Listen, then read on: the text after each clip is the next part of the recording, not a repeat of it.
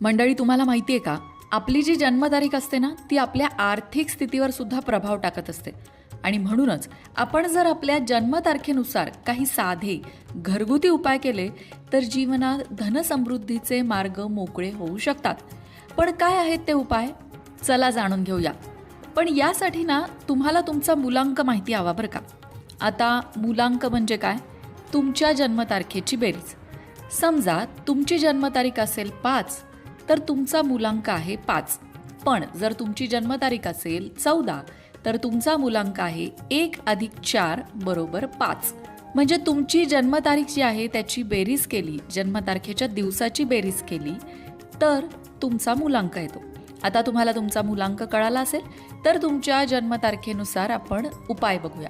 आता ज्यांचा मूलांक 1 आहे, अर्थात ज्यांची जन्मतारीख कोणत्याही महिन्याची 1, 10, 19 आणि 28 आहे, त्यांचा मूलांक असतो 1. तर ज्यांचा मूलांक 1 आहे त्यांनी रोज सकाळी तांब्याच्या कलशातून सूर्याला जल अर्पण करावं. हा उपाय केल्याने समाजात तुमचा मानसन्मान वाढतो आणि उत्पन्नाचं नवीन साधन निर्माण होतं. सूर्याची ऊर्जा तुमच्या आयुष्यातील आर्थिक अडथळे दूर करण्यास मदत करते. आता वळूया मूलांक 2 कडे, अर्थात ज्यांचा जन्म कोणत्याही महिन्याच्या 2, 11, 20 किंवा 29 या तारखेला झालाय, त्यांनी आपल्या पाकिटात नेहमी चांदीचं एक नाणं ठेवावं. चांदी हे चंद्राचं प्रतीक असून ते मन शांत ठेवण्यास आणि लक्ष्मीला आकर्षित करण्यात मदत करतं. त्यामुळे विनाकारण होणारे खर्च कमी होतात आणि आर्थिक स्थिरता येते. आहेत की नाही अगदी सोपे सोपे उपाय? आता वळूया मूलांक 3 कडे.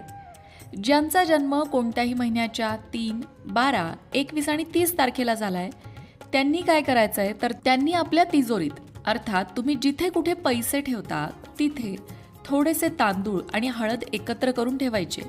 हळद ही गुरुची कारक आहे आणि तांदूळ समृद्धीचं प्रतीक आहे.